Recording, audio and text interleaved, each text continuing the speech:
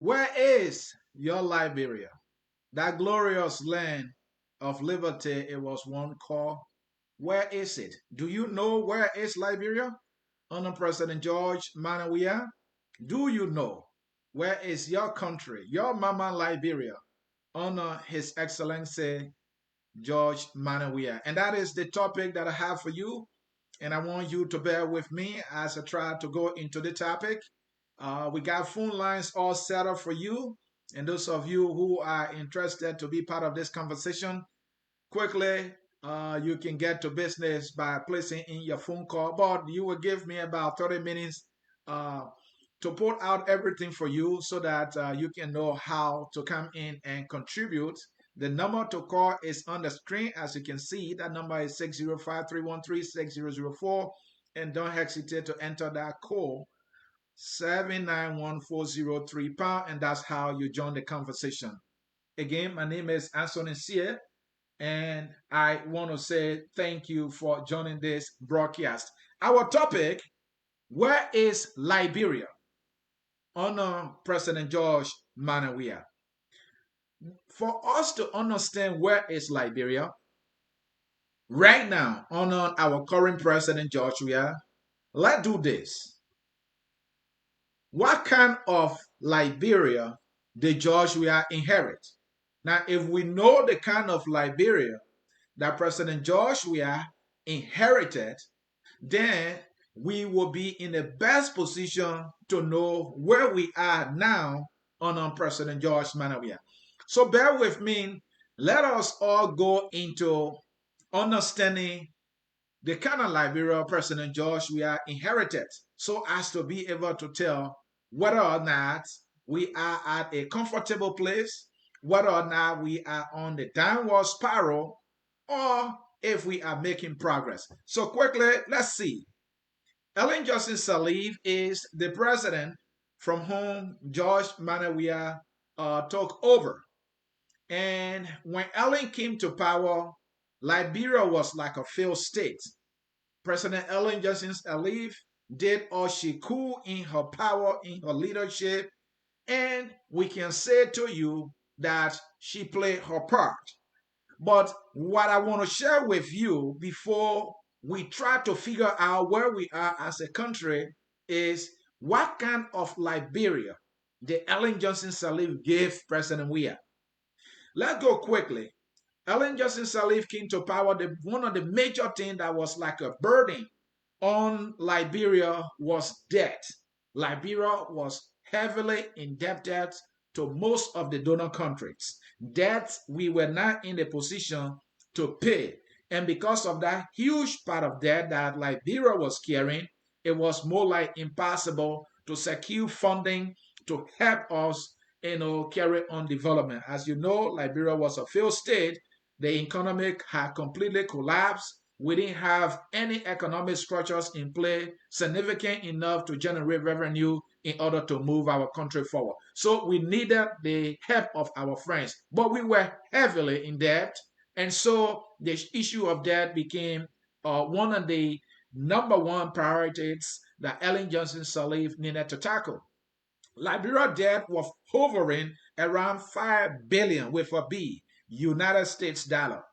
From 2006, when Ellen took over, all the way to 2011, Ellen managed to reduce Liberia debt significantly. All right, Liberia debt was reduced significantly, and at some point, some pundits said Liberia became debt free because about the 550, no, 5 billion, sorry. If I said 500 earlier, that's a mistake. 5 billion that Liberia had owed the international community, that debt was waived, and the debt was waived through some other programs. There were benchmarks, there were criteria that were set that the government need to reach. And so Annie, in her first term, made some significant efforts, and Liberia got significant debt waiver, thereby relieving us of the huge pile of debt that Liberia was in. So it had then placed Liberia in a more suitable position in terms of debt. Those of you who are in the United States, you all are familiar with what debt is. When you have too much debt, you know how it feels. And when you are debt free, you know how it also feels. And so Liberia was trying to breathe a sign of relief in terms of debt piled up on its neck. So that's what Ellen did. All right. So debts were canceled. And then the budget of Liberia at the time was around $80 million, but Ellen managed to move the budget from 80 million to $506 million. And so you can see that at least imagine $80 million. That was what the country was operating on just about the time she took over. And she managed and managed in her best way possible and got us to 516 million Liberian dollars. So you see the huge difference. So Liberia, at least if you look at the difference between 80 million and 500 million, you will for some reason say at least that was significant. But I will say to you quickly that even $5 million for a country like Liberia for development is a national disgrace and embarrassment. $500 million cannot do anything for Liberia, least to talk about when we have economic vampires who are always preying on the little that we get that should be intended for development. So again, I want to emphasize, if we want to develop Liberia, a 500 budget is insignificant. But if you compare that to $80 million, you will understand that at least Liberia was on a little bit of what the politician would say a upward trajectory. We have moved from 80 million to 500 million. So we got somewhere somehow. All right. And I don't want to bore you about the huge goodwill that were out there for Liberia, the international community, the NGOs that put in Liberia, the biggest of all being the United Nations mission in Liberia that was spending somewhere around $500 million a year. So our economy got a boost. Whether or not Ellen can be credit for all of these investments that moved to Liberia, it was under her watch that Liberia made a meaningful progress.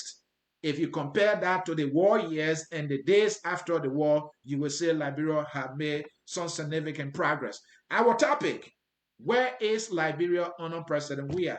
In order for us to understand where we are now under our president, we need to know where we're coming from. Where were we when we got on Ellen? Before Ellen, where were we? And then when Ellen took over, how did Liberia make some progress? And that's what I'm sharing with you. So fast forward, during Ellen time, you realize that there were huge remittances that was being sent to the country. Now, Liberians are generous. Liberians in the diaspora, especially the United States of America, sent tons and tons of millions of United States data to Liberia to support their country.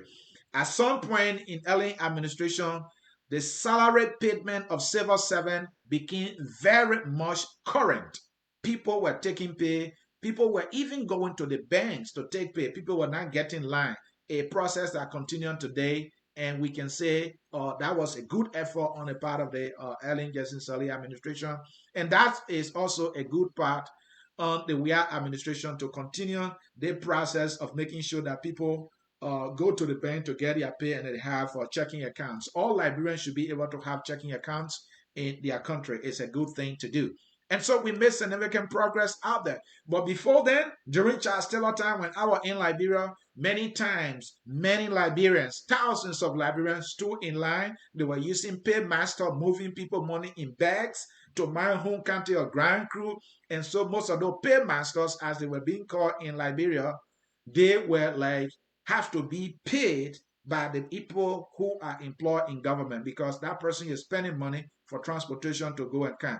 What an old-fashioned situation that we have had in Liberia for many years. So Liberia made progress. I don't want to bore you about institutions that Ellen established, the LACC, the Good Governance Commission, the LRA, and community college that were built around, and the community colleges, at some point, they were functioning. So, Liberians were feeling somehow, but in no time, we got to know that if you look at the massive support that the Ellen Johnson Sirleaf government received, if you compare that to her achievement, if you compare that with the projects, all right, that she implemented, so it was more like this woman received 100% budgetary support and foreign direct investment and other forms of support through or NGOs and all that.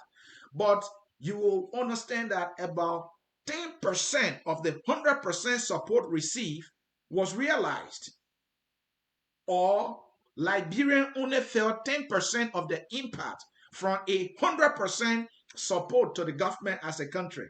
Liberian people, in my determination, only experienced or were impacted at a percentage of 10. So the difference between 10 and 100 is 90%. So I can say to you, about 90% of the opportunity was squandered along the way. Maybe we should believe Joseph Yimam Boaka, who said that we have squandered a lot of opportunities. Indeed, he was right. There are friends who told me many of them were sent on scholarships in other countries. They were being paid $3,000 a month. While they are on that scholarship, government is paying for it. Government is paying for their hotel. And when they return, some of them were getting $7,000. And at the time they returned, because there was an agreement reached with the government that when these people returned, they would be employed. When they returned, the government had to employ them, but they had no position to occupy. So they were just wandering around and collecting what? Thousands of dollars. This is a fact, and some of you listening to me, you might have heard this story from a personal friend. Somebody told me this. So I'm saying this to say that there was significant money flowing into the country from goodwill from donor countries, but most of the monies that were received were not utilized.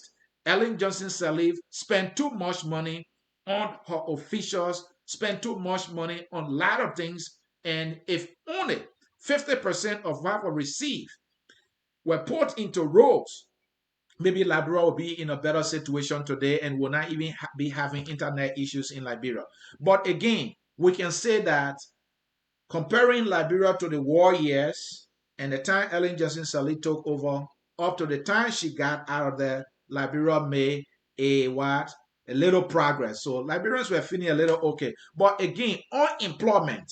So let's look at some of the things that did not go well under Ellen Johnson Sirleaf. We have to be fair here. We are trying to give an accurate account or the kind of government or the kind of Liberia that Joshua inherited. That way we can be able to assess whether he's building on that, whether he's making progress on that, or whether we are retrogressing. And then we will be able to tell whether we are doing well under President George Manneh Weah. Remember, our topic is, where is Liberia under George Manneh Weah?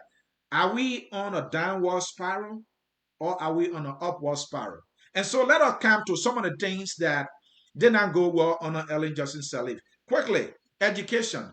According to Ellen Johnson Sirleaf, the education system was a mess. That's why she told us youth employment was chronically high. Many of the young people were not employed. This is a fact, and you don't want to argue with me in a debate because you will be beaten in that debate in a landslide. Youth unemployment was chronically high under Ellen Johnson Sirleaf. So as a result, you saw many young people gravitating to politics, whereas there were ventures that they could have been involved in, but those opportunities that should have been provided through the community college and other institutions, that's supposed to focus on vocational, or training, or value addition, agriculture. We all talk about agriculture. Anyone who have thought that with the massive support Ellen Johnson Sirleaf received, Liberia was going to be producing our own food, but it did not happen.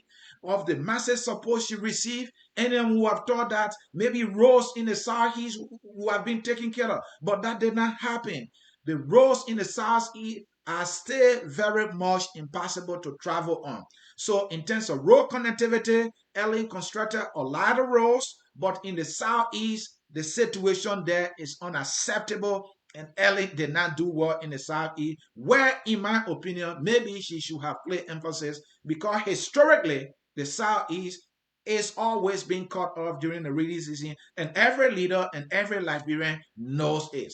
The counties that are closer to Monrovia, whether or not the reading season comes and pulls, some other constraints on the roads, some way, somehow, people are able to manage to travel through the road. Like when you go into Ganta, you go into Kema, you go into Buchanan, people can get into those places somehow. But in the Southeast, going to Sano and Zredru and Maryland, historically, Liberia had a serious and significant challenge. And with the massive support Ellen Johnson Sirleaf received, I'm not saying she did not construct road. I would have thought those places that the Southeast should have become her major priority in terms of road connectivity. That way, the country will have been connected all together. But that did not happen. I think I will say Ellen did not do well when it comes to that. Then we also realized that there was successive budget shuffle. Successive budget shuffle. When Ellen took over, we had Antoinette Sayed. And, money was coming in. The economy started experiencing some growth here and there. And in no time, we don't know what happened. Antoinette Sayed left the scene. We saw Gafwan came in the picture. And when Gafwan came in the picture, he was more like a bad ball for Ellen Johnson Sirleaf. He was being remote controlled by Ellen. Amara came in. Another finance minister, I heard, came in the midst. All of these finance ministers that followed after Dr. Antonin Sayed were all remote control.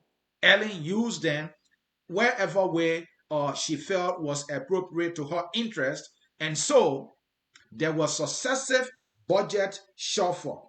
I know Ebola people can cry is responsible for that, but throughout the United Nations, was there. There was money still coming into the country. There were foreign direct investments still present in the country, and yet these budget shortfalls start following one after the other. So the budget shortfall that we are experiencing today, that has become chronic, that TWER cannot revive. TWER 2 is the problem, so to speak, and that was one of the things that George Weah inherited. But the fact that President George Weah, was elected as the change agent, the CDC got elected on the basis of change. We thought they would have changed the situation, successive budget shuffle, but that is not the case today. Another thing that was bad under the Ellen Johnson Sirleaf administration that we can talk about is the unfair elitist pay system. During Ellen administration, many people will tell you there were many people that were deciding how much their assistant, their secretary, got paid. They were the one deciding how much those who they hire at the time were receiving. So there was not a standardized pay system under the Ellen Johnson Sirleaf administration where you come to say, okay, if you are a secretary to a minister, this is how much you get across the board. People told us that was never the case. That was never the case. If I were a minister and I have a friend who I wanted to get an employment for, I bring that friend in, I tell that friend, hey, you know what, you my man, so you are getting 2,000 United States dollars as your allowance. They sent it to the finance ministry. It was approved because money was floating in the country. That is how Liberia got economically and financially gang raped, for which, despite the massive support that the Ellen Johnson Sirleaf government received, if you compare that 100% support, you will come to realize that the 10% achievement that she got is completely unacceptable. That is why Liberian did not feel that much impact of Ellen Johnson Sirleaf administration. And so, in no time, Liberians started having a different thinking about Ellen Johnson Sirleaf. The sell things were high, and so President George Manuel Weah came in the picture.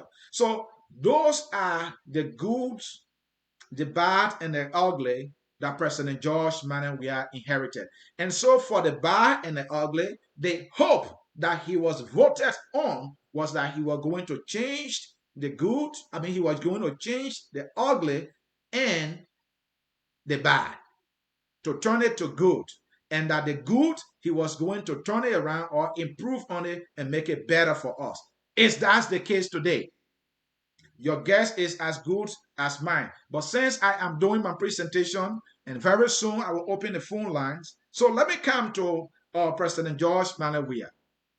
in order for us to understand where are we now that we have given you synopsis of all of the goods, the bad, and the ugly that happened during the Ellen Johnson Sirleaf administration, the things that we are inherited, the good things he inherited, the bad things he inherited, and the ugly things he inherited, we again want to emphasize that we have hope. Liberians were hoping. Liberia elected him on the hope that he will make the good things better, that the ugly things he will turn them to good, and the worst things he will also going to turn them to good. So on that basis, he won a landslide victory because the Ellen Johnson Sirleaf administration, sometime during her second term, Liberian felt that they were not feeling the political love. The social contract that she has signed with them, they were not feeling their part of the social contract. So they told the Omar, even though you're not running again, but we're not going with your party, because doing so would mean that we are still telling you that you are doing a good work. And they came to the determination that Ellen was not doing a good job. Hey, that was the decision of the Liberian people as evident by the election that brought George Manneh Weah to power. So that is the Liberia President George Manneh Weah inherited. So the question now, which is the crumbs of our topic today, our discussion today, is where are we? Have we improved on the good things that we inherited as a people, as a country under Ellen Johnson Sirleaf? We will go into that. So the bad things that we also inherited, or President we are inheriting from Ellen Johnson Sirleaf, did he improve on that? And they also, the ugly things that inherited from Ellen Johnson Sirleaf, did he change that? Or is he changing them? Let us also point out that one of the good things that Joshua inherited was a reserve of around 150 million United States dollars. Some people say around 154, so I will put it around 150 just to be in the safe territory. So President Joshua inherited some money in the reserve and also money in circulation that was up to around 500 million. Ellen inherited practically nothing. The budget when she took over was what? $80 million. So John Weah inherited some things, and the hope, again, I want to emphasize, was that he was going to improve on those things. The ugly ones turned into good. The worst ones turned into good. Improve on the good and make it better. Are things better today? Under Ellen Johnson Sirleaf, at least a cup of rice at some point was $20, $25. What is the price of a cup of rice today? A cup of rice right now is around 50, 40. Some people are telling me 60. I'm not there, but these are the confirmed information that I'm getting. So just looking at the rice example, you will understand that things are not going well enough. Despite the proper rice coming around, the proper rice did not help to even reduce the price of the rice. When President Weah came to power, he met with the rice importers. Liberians felt that he was going to get a good deal so that at least copper rice could become affordable. But the price did not get affordable enough. What happened? It has gone up from 2025 to 40.50. So where are we under President George Manneh Weah? Are we on an upward spiral or are we on a downward spiral? Folks, the topic is where are we under President George Manneh Weah? So let's go to some basics in order for us to determine where we are, whether we are going up or whether we are going down. Let's come to the issue of reconciliation. Is Liberia a reconciled country? Are we divided or are we united? Were we a little united under Ellen Johnson Sirleaf?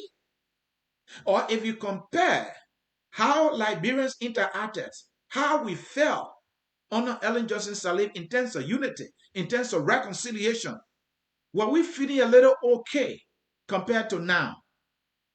Well, it is you to decide, and that is why the phone lines are open, and I'll be bringing you in quickly for you to tell me where we are when it comes to reconciliation. On the issue of the War and Economic Crime Court, on the issue of the implementation of the TRC recommendation, where are we? During Ellen time, there was this palaver hard, here and there, nothing got implemented. The TRC recommendation was like collected and dumped into a trash can. On that one, anyone who have have this sense of understanding that, well, Ellen, you shouldn't expect much from her when it comes to war crimes code or some of the recommendations from the TRC, because as we all know, she was part of the war. She was a major player. She contributed to the war. She played a very significant role in the organization and execution of the war. Her hands, we can say, were in the cookies jar when it comes to the war and economic crime code. So we expected nothing. But what we expected was a change on this issue of the war and economic crime code / the implementation of the recommendations from the TRC report, because President Weah was seen as the what? The peace ambassador with UNICEF. And Ellen went as far as appointing President Weah to become ambassador for peace in Liberia. What happened in terms of reconciliation? Nothing. Nothing happened. Despite the money that was dished out to the commission that was set up, where we had Lyman Bowie and George Weah as the leaders at that particular commission. At some point, Lyman Bowie had to leave, and things fell along the way. Money issues and all came about. There's no audit up to now. We did not hear about a single event, one single event that was carried out by that commission that was established to reconcile the Liberian people. But what anybody will say, well, Joshua was not in charge, but Joshua was appointed there. But now he's in charge as president. Can he carry on what he felt was a responsibility that he could be able to provide leadership? The issue of reconciliation, is he doing that? I'm sure he wanted to help reconcile Liberia. That's why he accepted that job from Ellen anyway. Now that he is the commander-in-chief, he carries so much power. Can Weah walk the walk and not only talk the talk that he would like to see people held accountable for the atrocities that they committed during the war? Is Joshua playing a late seven now when it comes to the war and economic crime court? Joshua told us that at no time did he make the promise that he was going to give us the war crime code. No, President Weah, you said that. You said that. If my memory serves me right, that was somewhere around 2004, when you were not actively into politics. That time he was actively into politics because he ran in 2005. You said that, President Weah. So what are you talking about here? And so fast forward, and you will come in, when it comes to the issue of women, are we making progress on women issue? Like rape, sexual and gender-based violence. Ellen tried, she passed some laws there, but still women were getting raped here and there. In terms of women participation into government at the legislative level and all that, what happened? We saw a few women as we speak. Nyomli Kanga Lawrence is the only senator in the Liberian Senate. Even though there are 30 Senate seats from my understanding, only one woman is at the Liberian Senate. I'm not saying President Weah is the one responsible for that. Of course not. But President Weah claimed that he is a feminist in chief. President Weah party does not have a single candidate. The party does not have a single female candidate in this coming election. The candidates that they pulled off, we know that they are all what? Men. So male candidates they have right now. Let me put that on the screen for you to see. As you can see, right on the screen there, these are all the candidates put forth by President Weah's party, the CDC. Not a single woman is among the CDC candidates. You see that? That is the candidates of the CDC. So the president being female in chief, anyone would think that uh, the president will be able to encourage women participation. Uh, Jemima Wolokoli, who tried to make some efforts, there were politics along the way. Some way, somehow, she couldn't get her way through. She was not, I don't know whether she backed off. I think maybe she backed off. Maybe she felt something. Maybe she was told something. Or maybe she just felt that she wouldn't make it. But she threw a wild accusation against the entire CDC. And what happened? Why couldn't the CDC say, no, why are you saying that's not true? Yeah, are the facts. In fact, we want you to contest. This is a primary. She did not participate. Today, CDC put up all male candidates, not a single female candidate. All male candidates. Is the president stay the feminist in chief? Is the president stay the feminist in chief? President Weah have been conspicuously silent on the issue of rape against women, girls, and babies in Liberia. But let us also say that President Weah recently released a statement that came from the executive mansion talking about how they're going to take some actions. They have meeting here and there that they're going to take action. So we hope that the president will follow through because the issue of rape in Liberia is unacceptable. And so when it comes to the issue of women and rape and other things, where are we in Liberia? Are we making progress under President Weah? Are we making progress under President Weah? Well, we unfortunately just lost Monan Penham. Let's hope that the CDC will be able to come up with a female candidate. But until now, we know that the CDC does not have a female candidate in this election that is coming. I mean, you're talking about 15 candidates and you could not produce a single woman. That is contrary to the president's claim that he is a female in chief. 15 candidates that you have to either produce, endorse, or support as a political party headed by a female in chief and not a single female candidate among them. I think that is unacceptable. That completely contradicts the president's claim of being a feminist in chief. That comes to the issue of dealing with the opposition. Where are we when it comes to dealing with the opposition? 5 more minutes, then I will bring you in, colors. 5 more minutes, and I'll bring you in. That comes to the issue of dealing with the opposition. Under Ellen Johnson Sirleaf, what we saw was that Ellen was clever politically. What she did was she was giving out money to opposition people to bring them in her fold. Either it was money or either it was giving them jobs. And that's what she did to silence them. Let me give you some example before somebody said this guy is saying all kinds of things. During Ellen Johnson Sirleaf administration, some of you will remember this when I say it. A couple of times, the likes of Akara Grace traveled with Ellen Johnson Sirleaf on trips. Is this not true? Akara Grace, at some point, maybe 1 or 2 times, were on Ellen Johnson Sirleaf or delegation to travel outside of the country. Ellen Johnson Sirleaf, when she took over Isaac Jackson, he was more like an opposition to Ellen. Ellen gave him job and he kept quiet. Then Louis Brown. Louis Brown was a harsh critic of Ellen Johnson Sirleaf. He was very harsh on Ellen when Ellen took over. What happened? Ellen grabbed him and made him information minister. He turned around and started propagating for Ellen Johnson Sirleaf.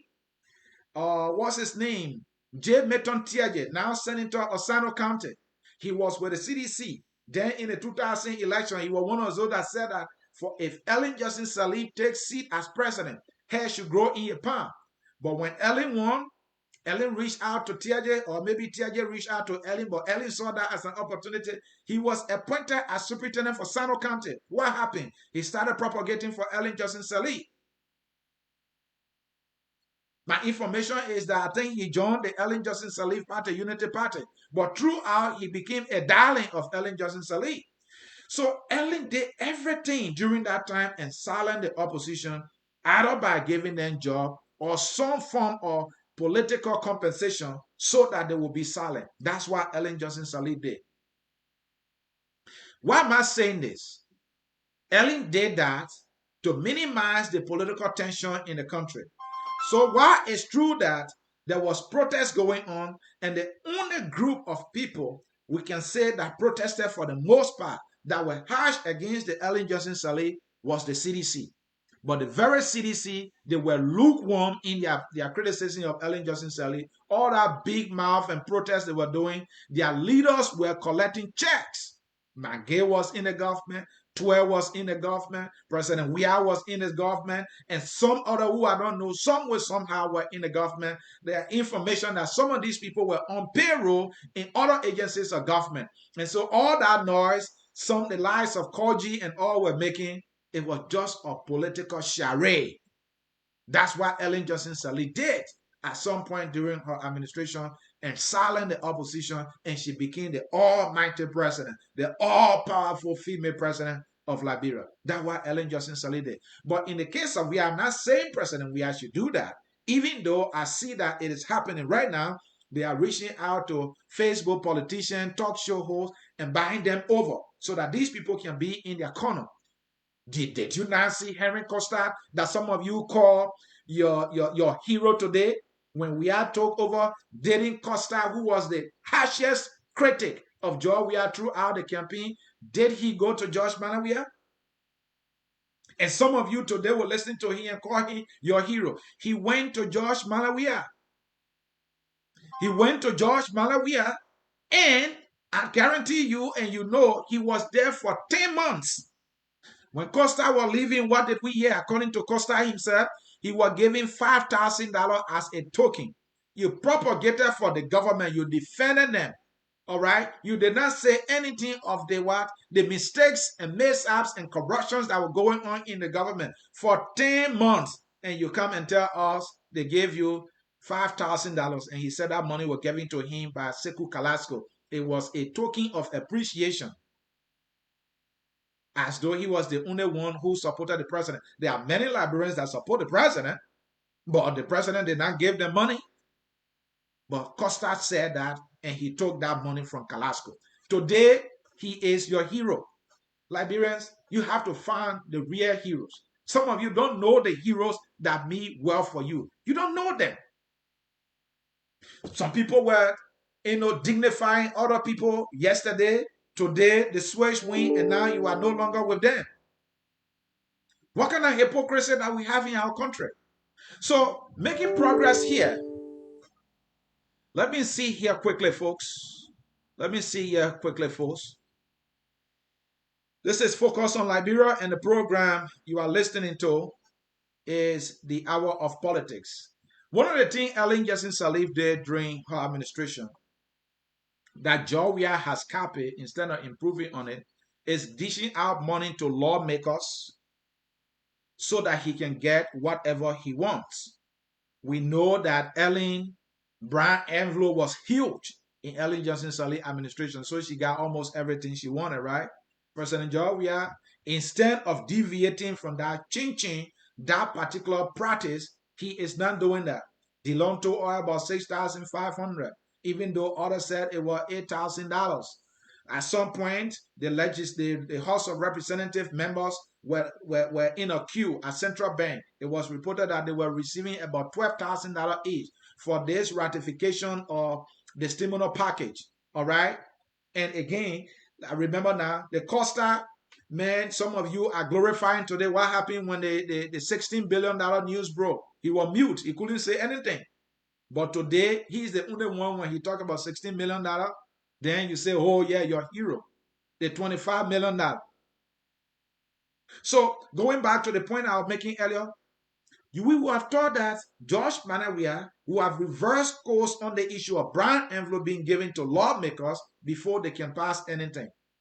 But the brown envelopes were rolling, so the Eton, the Imboman, and all of these things got passed.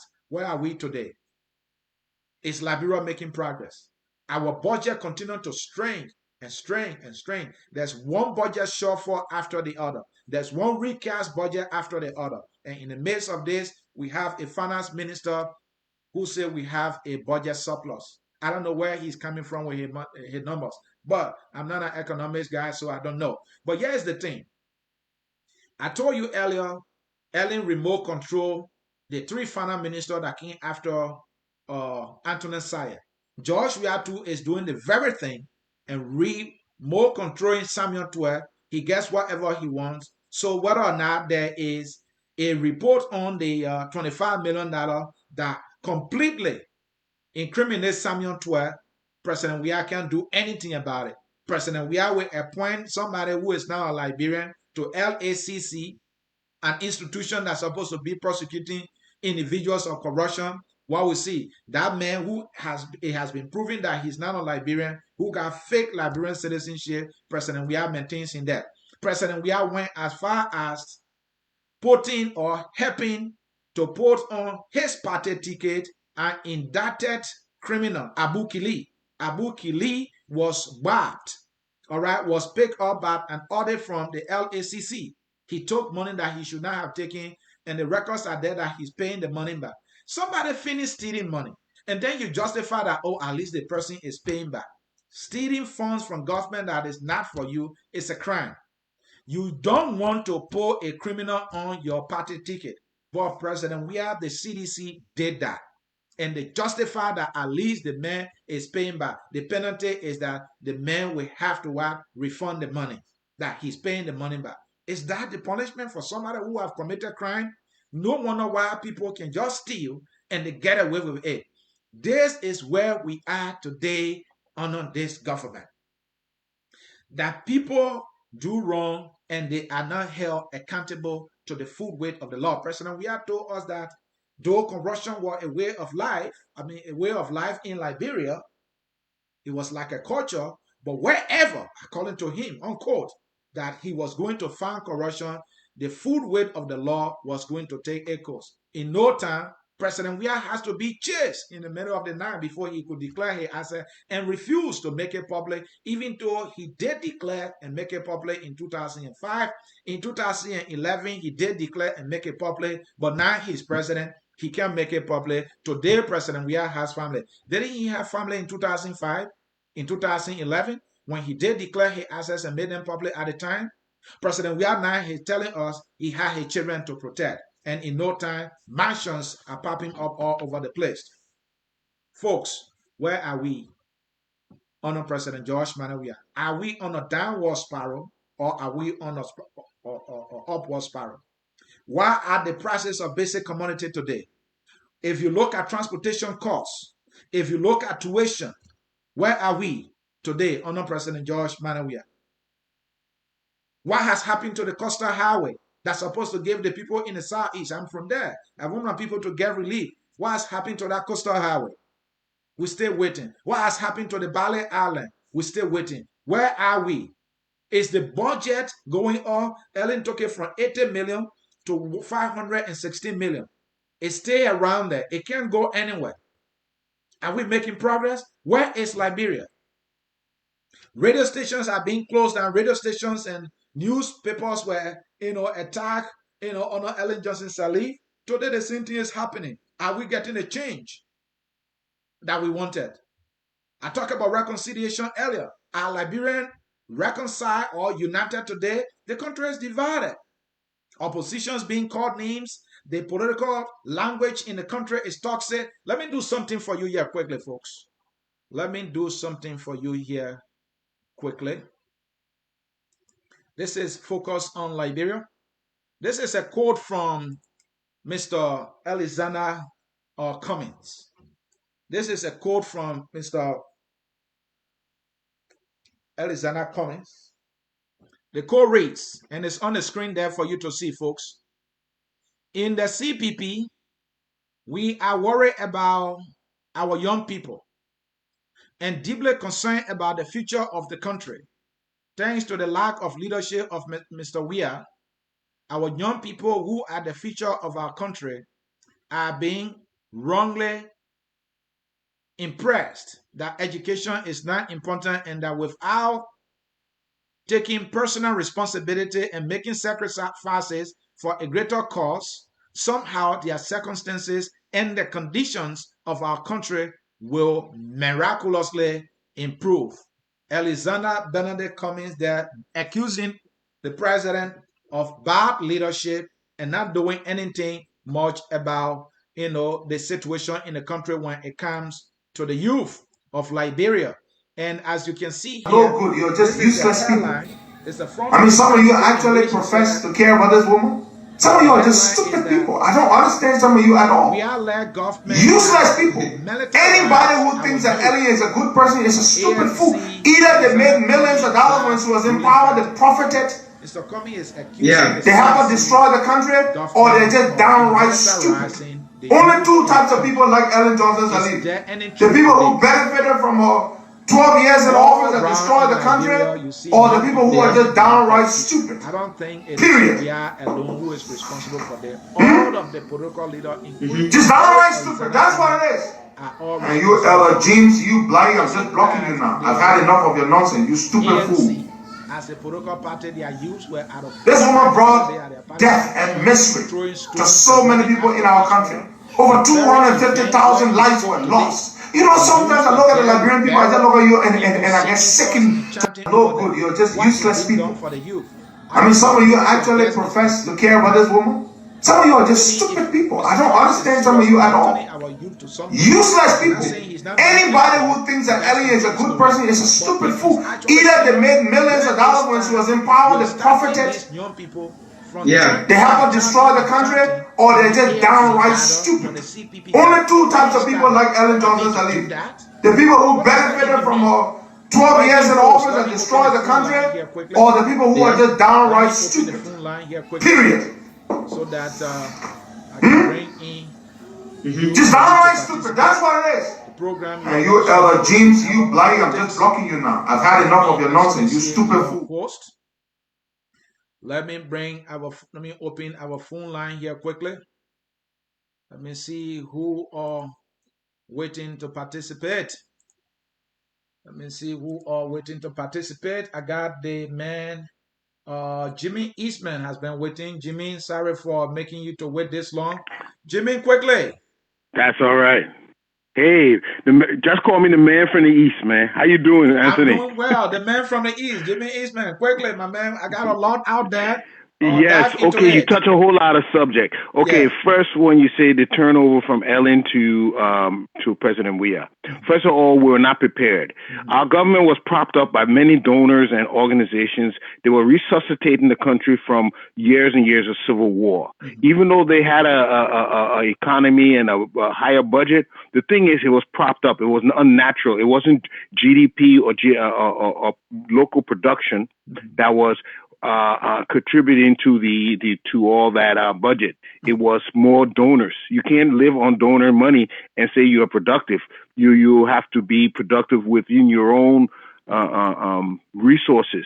So she knowing very well that all those organizations were going to leave, and there was going to be a short drop in support for the government and finances. She should have prepared for the next administration. A good leader always prepares for transitions, continuation. And so one of the things to do, say, well, look, we've been supported by X hundred millions. That's going to go away, and you're going to take over. What are the plans? How we're going to make up the gap, and what we're going to do? Now, a lot of people approach development in different ways. You have little capital and you have everything you want to do. Healthcare, agriculture, roads, which is infrastructure, electricity. Where do you start? What do you do? One thing we must know, that local production, no matter what, should find a way to come higher on the list. You have to encourage Liberians to be more productive. And if that means directly helping them to be more productive, that should take priority. Education is needed. Healthcare, all those things are needed. But take yourself, Anthony, if you have a children, you have your family. What is the first thing you have to concentrate on? It's not getting a job and making money. That's the first thing. Right? That's how we should look.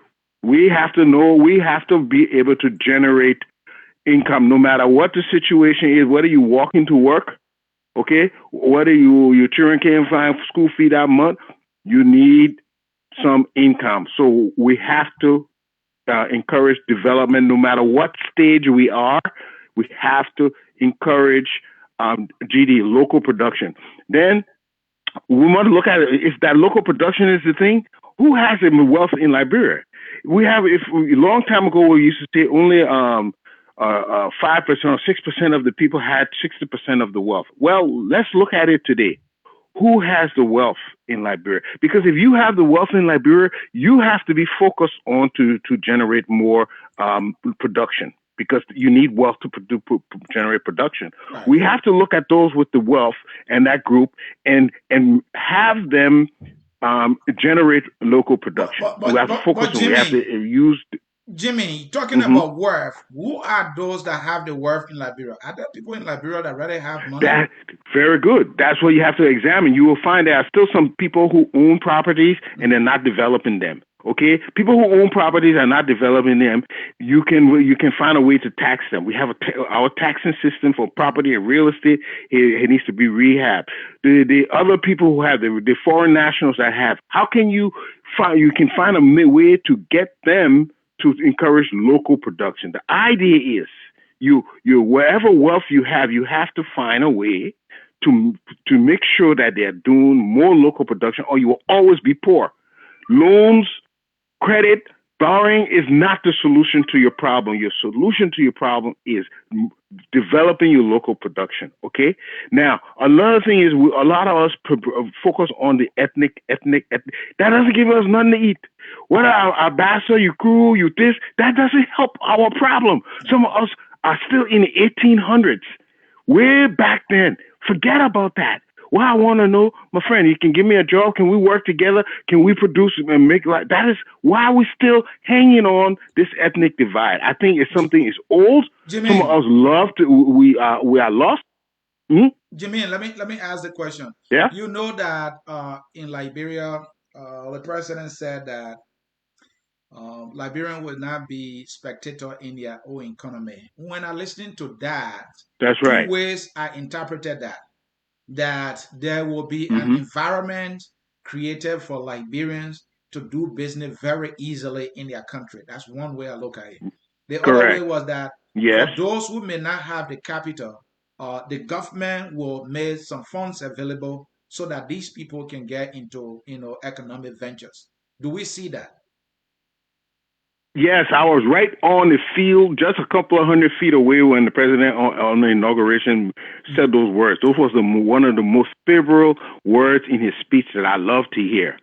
But you know what we say in project management, where the rubber meets the road, implementation is the hardest thing. You can have all the plans, but implementing the thing is when the rubber meets the road. So now the challenge is, how do we get Liberians actively involved? And then that's when you begin to see the problems with it. Okay, so it is a good thing, but now how do you overcome the challenges? How do you actually get the ball rolling? I think you mentioned something. The women in our place, we need that would help a whole lot. You see, this male-dominated society we can see has been stumbling. It's been falling over itself. They've been keep on falling down. Let's get more women involved in the decision making. Let's improve their livelihood. Let's get them more developed, because our progress is contingent on the development of our women. We definitely need our women involved here. Huh? Jimmy, if you don't mind, please stay with me. Let me bring in Steve Bole, and then I'll go to Actor Doe. Steve Bole, I'm bringing Steve Bole in because he has come across as a guy who is in the corner of the Liberian women. He said Liberian women are the most beautiful women in the world, and he wants to go into a debate with me, but I can't because I will not win that debate. Steve, on the screen right now, I'm displaying women who are aspiring for elective position in this upcoming election. Our president said he is the female in chief. He has contradicted himself along with the party Out of 15 candidates, they had the opportunity to either feed or support. They came out with 0. Your take? Okay, that's Steve talking or me? No, that's Steve. That's for Steve. Steve. Yes, I'm here. Can you hear me? Yes, yeah, we can hear you quickly. You heard my question, right? Yes. Okay. Yes, I heard your question. But just before I get to your question here is as usual, you know that the Liberian people are the most important people on earth, and I want to say hi to Mr. Eastman here and the other brother on the phone. I want to say hi to them this morning, and the Liberian people who are listening, the other people who are listening as well from both back home and here. They are the most important people on earth. The Liberian people, we the Liberian people, we are important. And like I've always said, you know, Liberian women are the most beautiful women on earth. I think Mr. Eastman and the other brother and you as Tony cannot beat that out of the debate because then you'll be in trouble. But that's a fact. A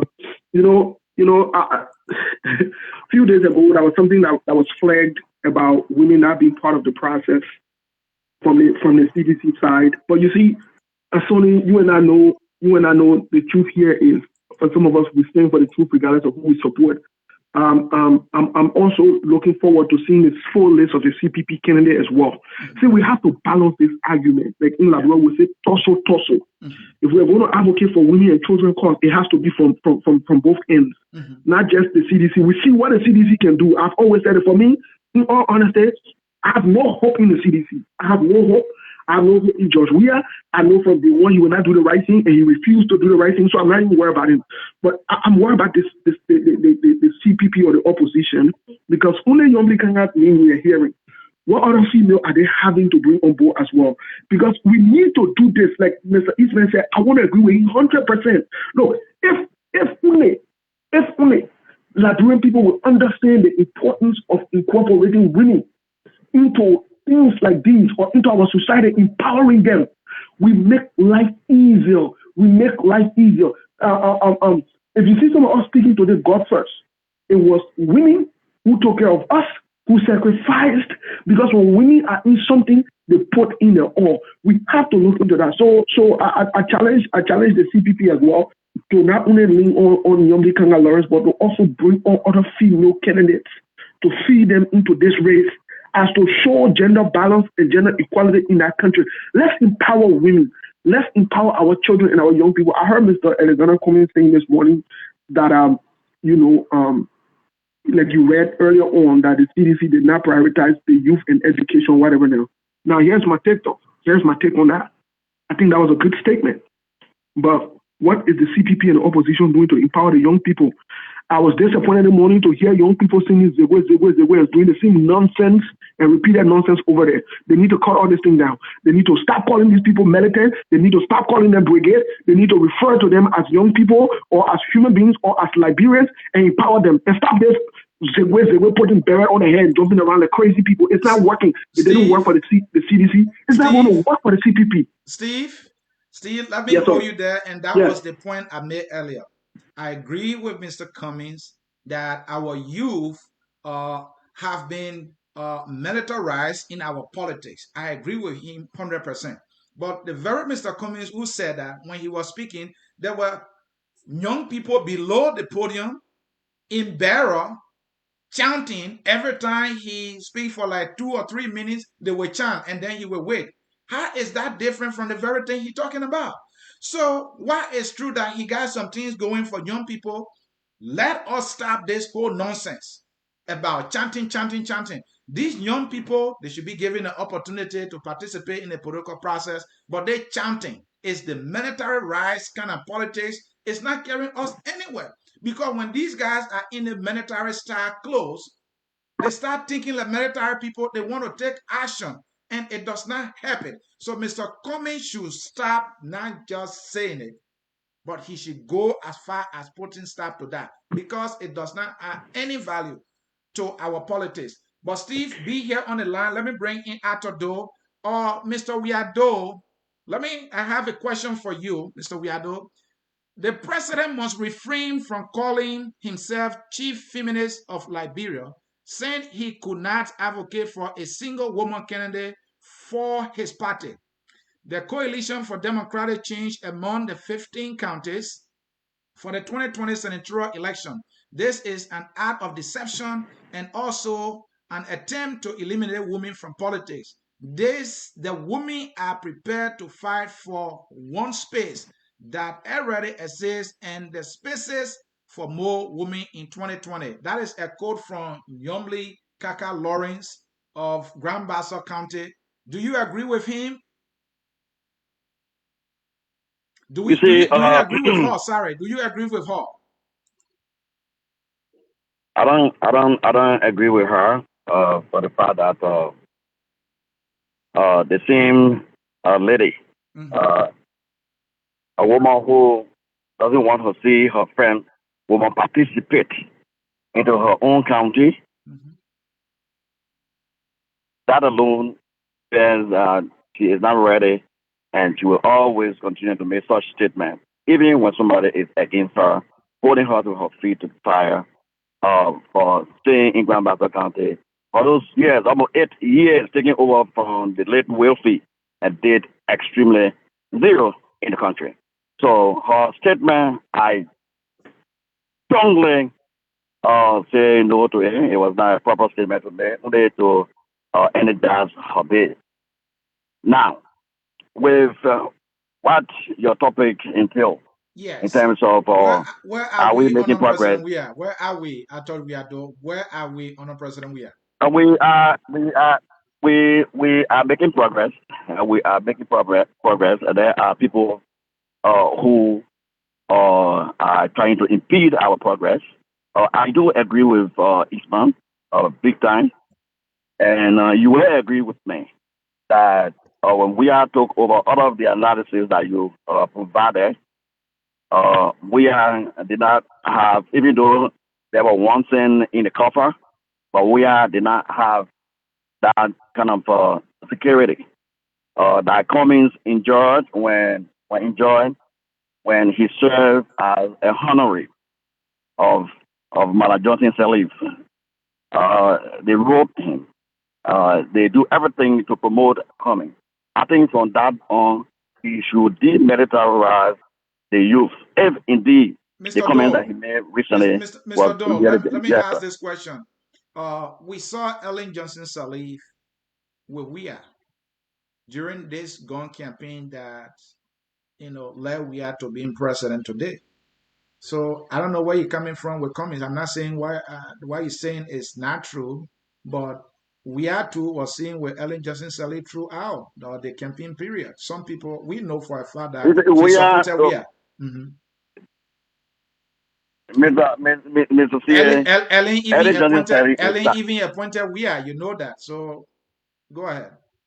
Eddie Johnson Sirleaf is satirical. The politics in Liberia is not permanent.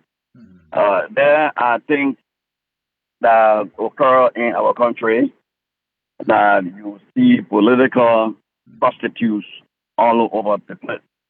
Madam Johnson Sirleaf was protecting her interest. If we are sees that Madam Johnson Sirleaf should incorporate, be a part of Madam Johnson Sirleaf uh, association. Of course, some of us we are mad as to why it happened, but we don't judge individual for what they do.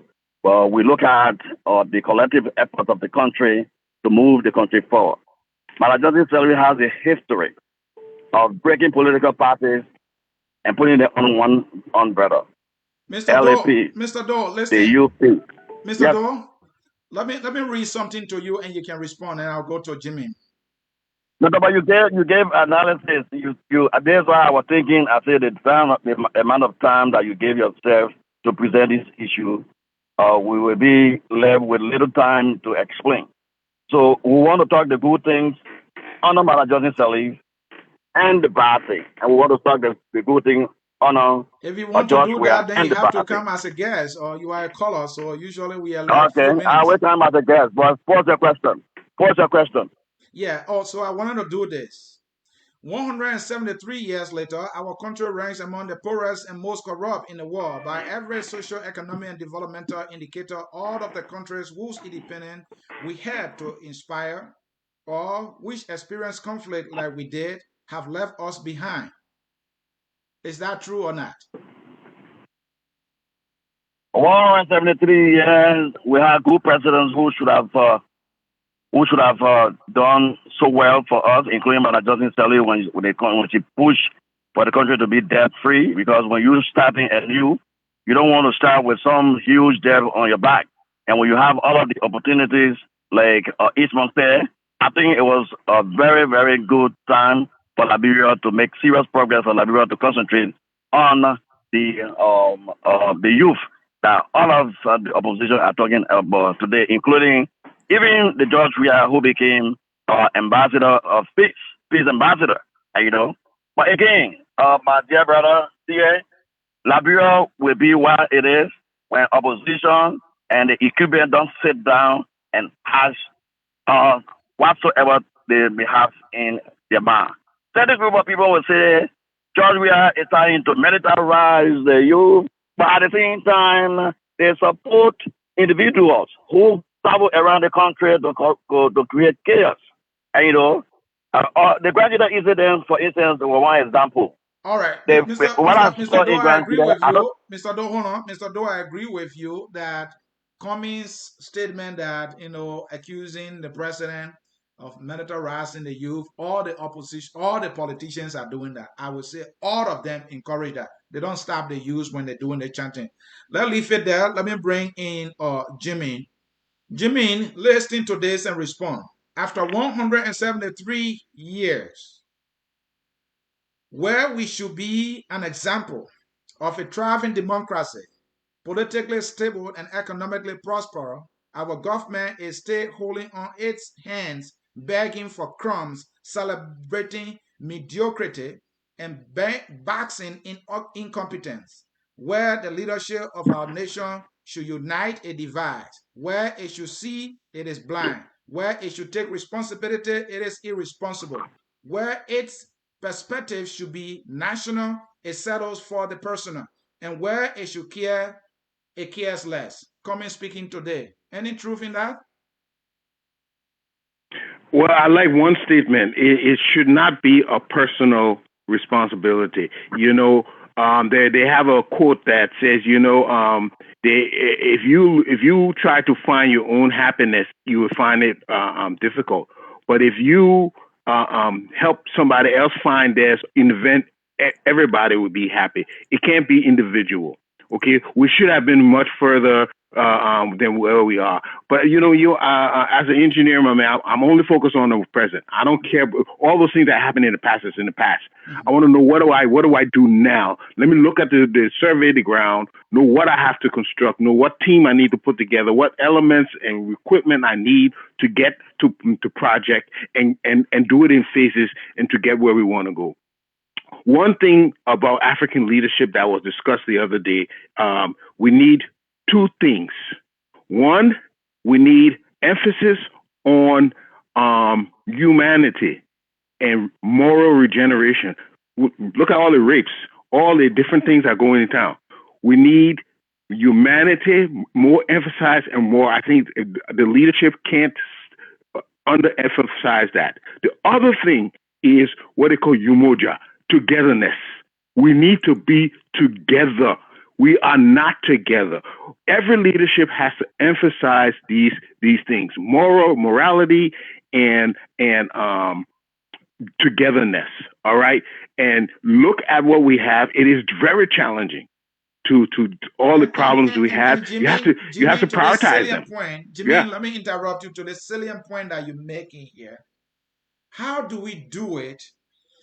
I think the way we do it is when you are in charge of the country as the father, you set the examples. You don't mind what others say. You become consistent with the examples you set. But if we are talking at each other, where you say enemy of the state, this person will never be, and the opposition to are like the Yaka Koluba, they are insulting the president. And the president team to get into that kind of fight, and no one is trying to hold down their people. warn them to stop this kind of rhetoric. How are we going to do it? It requires political maturity. A president, a leader of a country, just like you have some bad children. Some children, they, even when you're talking to them in your own home, you're providing food, you're providing shelter, you're providing clothes for them. But the nigga way they talk to you, you wonder, say, all the things I'm doing for this child, the child doesn't understand. That is how it is sometimes. You have to look at certain things in a different way as the leader, and not and find the best way to nurture and support your children with their growth, regardless of their behavior. It requires a political maturity. And I think the president will get it after some time, but it requires some time. He can't listen to his camp say, "Oh, the man doing that." No, he has to look at everybody as where you sit at the helm. You have to look at everybody like your children, and even if they come at you sometimes sideways, you have to treat them like they're still part of your family, and you will coach them in a way that will be wholesome, so that they will not feel ostracized, and they would understand, will have respect for you as a father of the nation. Thank you, that Jimmy. takes a little bit more political maturity. Thank you. Let me come to you, Steve. The future of Liberia, I and Sonny here want to say to you, is bleak. The topic, where are we under President Weah? I know you touched here and there. Where are we? Do you know? Well, I think we had a down spiral, and it could get worse. Because first of all, from an economic standpoint, we are borrowing a lot of money and not doing anything with it. We are not doing anything with the monies we are borrowing. They cannot be accounted for to some extent. And I was listening to my brother, not Mr. Eastman, but my Mr. brother, what's his name? Mr. Doe, we are Doe. I mean, Weah Doe. I was listening to Weah Doe. Mm-hmm. I think he's in. Sorry to say, but I think he put on praise and worship garment, and in that we are beyond spirit. We are not here for that. Let's be realistic. Someone who support the opposition, but we are able to call the opposition. And I will agree with Mr. Eastman that this cannot be a biased approach. We can say everything, all the problem we are inheriting today is we are, in as much that he is the leader now, and he has not set the country, the trajectory of this country on a path that it will prosper or build up on some of the things, the good things. But at the same time, we can't come here and praise and worship. This is bad for the country. This is very bad. If we are does wrong, if the country is not going right, let's say the country is not going right. The country is not going right in almost every aspect. If you look at it, because look at the social aspect. Look at it. Look at just the unity alone. We are so divided. Today, if you are not seditious, you can't do certain things. You can't walk certain ways. You can't be us at a certain time. If you support the other person, people go after you. You call the president, people go after you. You do this, people go after you. So where are we headed? So the country is not on a good trajectory, number one. Number two, I think from a psychological standpoint, the country is very bad. Very bad. Look, the young people, there is no country that succeeds without the young people being in power. The young people have turned into either praise and worship us, or they are Zogos. The number of Zogos is increasing on a daily basis in our country. We're just talking about the mental health part of it. We're not even going to the substance abuse, where a lot of young people are addicted to substance now. But let's come to the poverty level. It is projected that half this year, it is projected that half of the population of our country will be at poverty level. We are in the 21st century. Now, another part I would like to address is this whole aspect of the political part of it. The political style is everybody must fall in line and praise one person. Everybody must fall in line, and the country is not going in a good place. And I will say this though. I want to be quite honest about this. Shame on the senators. Shame on the House of Representatives. Shame on the judicial branch of government, because they are allowing themselves to be used. People are saying openly that yes, they were bribed in order to sound. Who does that in this kind of time? I know you were talking about Abu Kili. We saw it, and people are making excuses and justifying it all because of political reasons. These are some of the problems. So the country is not in the right direction. I will say it for you. The country is dysfunctional. It's dysfunctional. Today, another protest. Tomorrow, another protest. Small group, they're protesting. Now, that opposition, some of them are seditious members, some of them are members of the ruling party as we speak, some of them support the president. Where are we headed? So I would say the president got some time to recalibrate.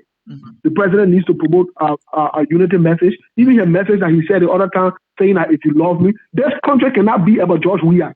George Weah will leave our country someday. The time will be over. He can't make everything about him. No.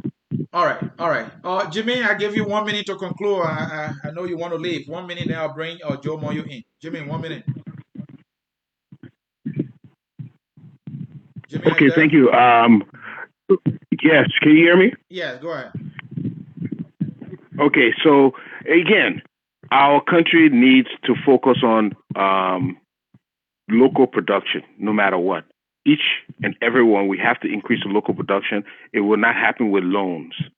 But we also have to embrace Ubuntu, togetherness, and stop splintering ourselves, because without working together, we will not progress. Okay? This student militarism should, all this militant stuff should go. We are not fighting a war. The war is against poverty, ignorance, and disease. We don't need to go against it. Militarism is not going to solve our problem. That time has passed. We are in a new era. Let's embrace developing our communities, going to work, and increasing local production. That is with the focus. All this militant awareness, it does not bring about anything if you're not fighting a physical war.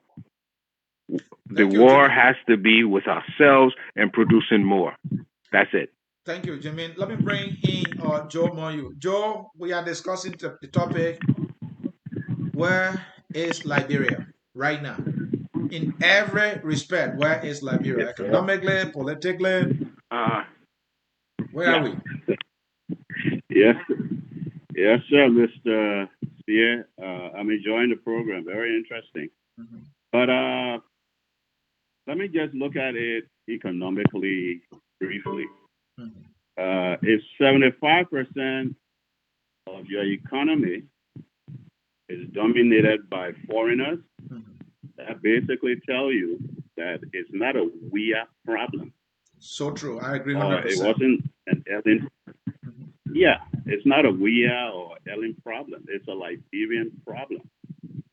Because if you look next door in Nigeria, 80% of their economy is dominated by Nigerians. Like for a country that has an embarrassment of riches, 335 miles of seafront beaches, the largest virgin forest in West Africa. We've got all those riches. Forget the extractive industry. Just from tourism, Liberia could be bringing in $300-400 million a year. And it's not Weah that will go and bring tourists in and all that. Of course, he can do things like, visa-free travel and all that to serve as an incentive. But it's Liberian. Us, we have to start being entrepreneurs in the way we think. We can't wait for the government to do everything. It just doesn't work. It just doesn't work that way. And any country that tells you, say, they develop because of government, I want to see that country. I want you to point out that country. The entrepreneur, the private sector, has a mission critical role, and that's where we as Liberians fail. We haven't done that. We don't know how to monetize, say, for instance, our tourism assets. You go into Sino, people say, "Oh yeah, we got the Sino forest or whatever it's called, with the pygmy hippo and all that." Those are things that people willing to come from all over the world to come and see. Cape Town recently, they identified it as one of the top 10 stork areas in the world. Where government comes in, government has to bring in, say, for instance, the road. They have to make those places, bring the roads and stuff like that. That's the government area. But are Liberians willing to partner with investors, take investors, say, look, you're what we have, and once we build this, the world will come. We're not able to do it. Something as simple. The last time we saw what they did in where Ghanaians did, that the year of the return. I think from what I read somewhere, the government alone, just because of the year of return, they made over $1 billion. Liberia should have been part of that whole thing because, Liberia should have been part of that whole thing because we got actual settlements that people from, if you go to Sano, they got Lexington. Those people came from Mississippi. You go to Grand Bassa, Kepama, those people came from Georgia and all those. We got actual settlements. But nobody thought about it. You want George Weah to come up with that idea? No, he wouldn't. That's why the entrepreneur mind in Liberia should have said, okay, fine. This is coming out. Let's do this. Yeah, go ahead. You were saying something. Yeah, George. Let me hold you there, and let me read some comments. Yeah. Very soon we will be winding it down. Yeah. Let me read some comments from those following. Yeah. Jerome Kuhn, I will equate the leadership of President Weah to the presidency of William V. S. Tubman, but with plans to transition into Doe and Taylor by 2023. I don't know what that means. Loweni, all I can say, hold on, guys, I'm reading comments here. All I can say in Liberia politics is that our problems are not political and non-religious, but technical. That's a technical man that's making that point. You should listen to him. Say, son, Right. if I'm butchering your name, are there a payment system in place today? Payment system for salary, yeah, they got direct deposit for those who are working in government. I don't know about private individuals. You are right. We have too many people with degrees and not many Liberians with technical skills and common sense. That's viewer writes. Let me read this one from Kesali Double. President Weah himself is a criminal, so he never differs with them in any way. Same with Abu Kili and Alex Tyler. Yeah, CDC is using Alex Tyler as their candidate, even though he earned the title Corruption King Kong.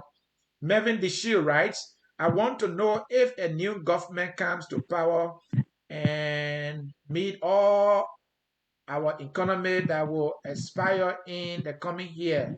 They didn't, the now new government, I don't know how you got to write this thing better so it can be easier to read. Prince Teddy Jackson writes, you're talking about young people? I don't understand your point. No one allowing themselves to be used. They are poor and looking forward to arrange themselves. I think the point this person is making that you can't blame the young people. No opportunity in the country. You want them to stay out of the bad and get killed by hunger. They got to go close to the opposite, the politician, sing their song, then they can get little crumbs, and then they survive. That is the point that viewer is making. On that note, gentlemen, let me get closing less than 1 minute comment from all of you, and then we will take it from here. Let me start with you, Mr. Atawiado. 1 minute, sir. Thank you so much for the show, and I thank your guest, and everybody who contributing towards the show. Every one of our comments mean well, and I hope and pray that we, the big dog people, we will shine our eyes in these times to make sure that we listen to Islam and to move the country forward. George, we are inherited this militarization from the alien of pre George Weah himself 2-3 governments ago. But it is we, the book people, we that are calling ourselves educated people, we should move into the country, establish as a ground to educate our young people to be whole, to be respectful, to be individuals who will be ready in the future to contribute towards their country. But the buck should start from us. And we don't make positive contribution towards the country and support these things and making public comments or in there that people are militarizing, thinking of people. I think the next government, I must tell you, the next government after we will be worse. It will be worse if we don't put our act together. Thank you, Mr. Sonny. Thank you, Mr. Weah there making that statement. If we don't put our act together, the next government that come in will be worse than this one. There's some truth in that. Steve Boley, your parting comment. Well, Mr. C, I think this was an impromptu conversation, but at least, like Mr. Doe said, it was a good one.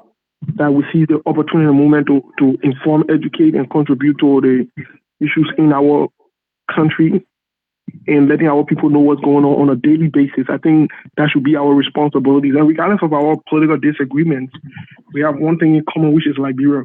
And I have to agree with Mr. Doe here on the record that I think the path and the trajectory has been set up for a serious problem for the next government or for the next regime or for the next few years. We need to slow down. We need to, all of us, people who are insulting, people who are using vulgar language, violence, and all of that, we need to make sure we speak to it, whether you are in the opposition or not. We need to call people out and let them know that this is not the right way to proceed. I agree with him 100%. However, on the other side, I disagree with him. Keep saying, Weah inherited this, Weah inherited that. No, that's wrong. That is totally wrong. Helen debunked Weah. Weah knew what he was getting into. He signed up for this. So, and Weah has the right, if he feels that it's not going right, then he can order the alien-led government. But he is there protecting aliens. So you can't come here and make that kind of argument. That's not fair. That's not fair to our public.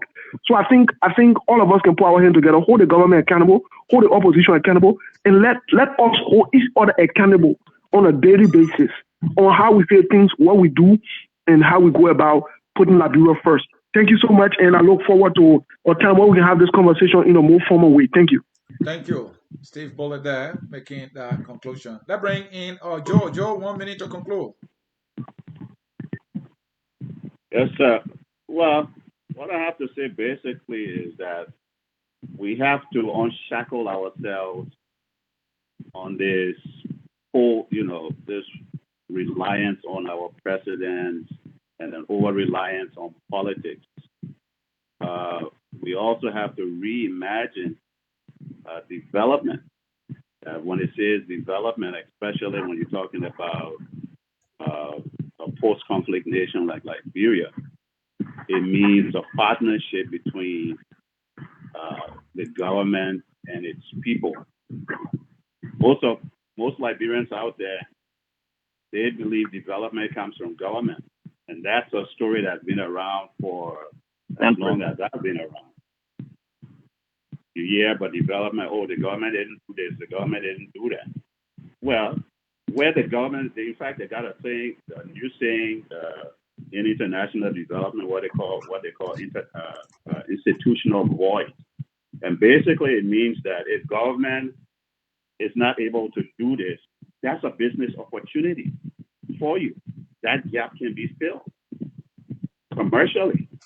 So when we start thinking like that, and go from this, Ellen did this, Charles Taylor did this, Trotman did this, George Weah did this, we will see a renaissance in Liberia in terms of development, growth, and prosperity. We will see that, but we have to reimagine things. Start, shedding off this way of thinking that development starts with government. No, development is a partnership between government and people. Basically, that's what I have to say. Thank you, Mr. C. All right, thank you, Mr. Joe Monyu, who always calls in here, focus on Liberia. We appreciate your continuous contribution. Folks, this is what I have for you. And before I can share with you my concluding statement here, there is an advertisement that is on the screen right now. As you can see, the elections that we're talking about this December 8th, dual citizenship is on the ballot. We have an ad here from the All Liberian Conference on Dual Citizenship that says, vote yes for Proposition 1. Support your family members and friends to restore and retain their Liberian citizenship. On December 8th, vote yes on Proposition 1. Proposition 1 is on the ballot for referendum this December 8th. If you are a Liberian desirous of dual citizenship, this is the opportunity for you to vote and also encourage others to vote. This ad again is from the All Liberians Conference and Dual Citizenship. Now my closing statement. Folks, we came to you today on the topic, where is Liberia? I made the case. Our callers made the case as well. Here is my conclusion. Liberia is in limbo. That is what one of my viewers here wrote. And that viewer is Zina. Zina wrote, where is Liberia? You asked me that question. He said, my answer, limbo. And I'm agreeing with Zina that Liberia is in limbo in every respect. Politically, we are in limbo. We are in limbo because oppositions and government folks are at each other's throat. Insults have been rain, like rain falling from the cloud. Liberia is in limbo. In that kind of atmosphere, with this kind of political temperature, I don't see where we're going. You saw what happened in Zwedro. Liberia is in limbo politically.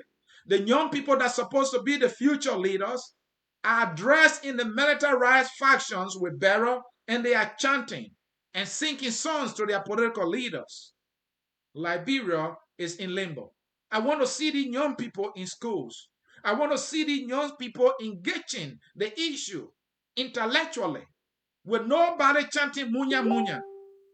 Let them be given the opportunity to express themselves, how they feel, what kind of country they want. I don't see that now. All I see is insults. What I see is self-glorification of their so-called political leaders. Liberia is in limbo because corruption has swarmed our country. If you are in party X, whether or not the leader there are corrupt, you see them at the best. Alex Tyler is on a CDC ticket. The corruption can come. CDC finds no problem with him because he is running on their ticket. CDC had Abu Kili. They see no wrong with him, even though he was bad by our laws of taking money that didn't belong to him. Liberia is in limbo.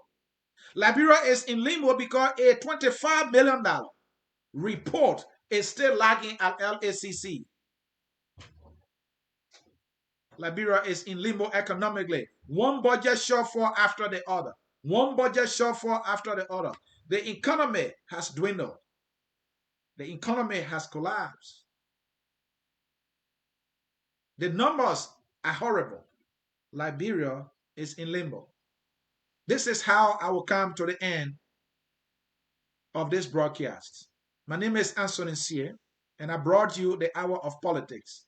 Here I focus on Liberia. We educate, we elevate, and promote all things Liberia. I have a song for you, and that song says we are all Liberians. Listen to it 1 minute and have a nice day. Bye-bye. We are Liberians.